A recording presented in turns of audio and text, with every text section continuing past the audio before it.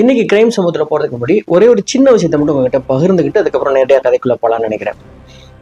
ஒரு வீட்டில் இருக்கிற குடும்பத்தில் ஆணோ பெண்ணோ அவங்களுக்கு கல்யாணம் ஆகி ரொம்ப வருஷம் ஆச்சு, அதாவது 25 வருஷம் ஆச்சுன்னு வச்சுங்களேன்.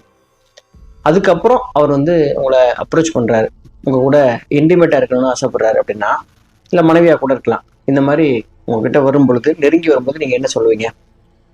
இல்லை வயசாயிடுச்சு, நம்ம குழந்தைங்கள்லாம் பெரியவங்களாயிட்டாங்க, இதுக்கப்புறம் அசிங்கமா இல்லையா? இப்படி பேசுகிற நபராக இருந்தால் இது சரியா தவறா? இப்படிப்பட்ட கொஸ்டின் ஒரு குடும்பத்தில் வந்தது, அதோட விளைவாக என்ன நடந்துச்சு அப்படிங்கிறத நம்ம பார்க்க போகிறோம். சரி, நம்மளே நேரடியாக இந்த கிரைம் சமூகத்தில் போகிறதுக்கு முன்னாடி இது வரைக்கும் இந்த சேனல் நீங்கள் சப்ஸ்கிரைப் பண்ணாமல் பார்த்துட்டு இருந்தீங்கன்னா மறக்காமல் சப்ஸ்கிரைப் பண்ணிவிட்டு, வீடியோ பிடிச்சிருந்தா மறக்காமல் இந்த வீடியோடைய இறுதியில் ஒரு லைக்கையும் போடுங்க. மும்பை திண்டோதி போலீஸ் ஸ்டேஷனுக்கு செப்டம்பர் 11, 2025 அன்னைக்கு காலையில் 10 மணிக்கு ஒரு பெண் ஸ்டேஷனில் கம்ப்ளைண்ட் கொடுக்குறாங்க. அவங்க கொடுத்த கம்ப்ளைண்ட் என்ன அப்படின்னா, எங்கள் வீட்டில் நகைகள் திருடு போயிருச்சு அப்படிங்கிறது தான். இந்த தெஃப்ட் கம்ப்ளைண்ட்டை எடுத்தது அந்த ஸ்டேஷனில் இருந்த எஸ்ஐ அஜித் தேசாய். அங்கேருந்து ஒரு போலீஸ் டீம் போகிறாங்க.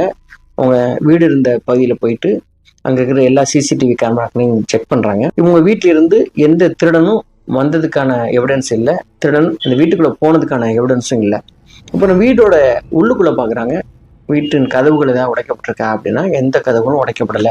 ஜன்னல்கள் ஏதாவது உடைக்கப்பட்டிருக்கா அப்படின்னா அதுவும் இல்லை. அவங்க நகைகள் காணா போச்சுன்னு சொன்னாங்கல்ல, அது வைக்கப்பட்டிருந்த பீரோவை பார்க்குறாங்க.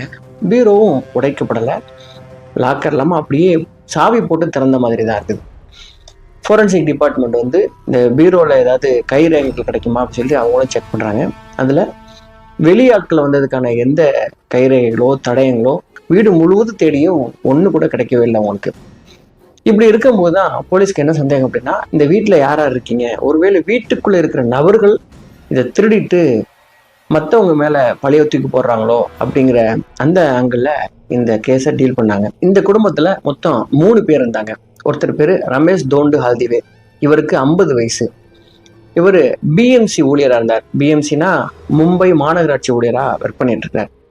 இவர் காலையில் 9 மணிக்கு போனார்னா நைட்டு 8 மணிக்கு தான் வருவார். ரொம்ப சின்சியராக ஒர்க் பண்ணுறவர். அடுத்தபடியாக இந்த வீட்டில் இருந்தவங்க பேர் ஊர்மிளா, இவங்களுக்கு 45 வயசு. இந்த ஊர்மிளா தான் போய் போலீஸ் ஸ்டேஷனில் கம்ப்ளைண்ட் கொடுத்தவங்க நகையை காணோம் அப்படின்னு. இவர் ரமேஷோடைய மனைவி.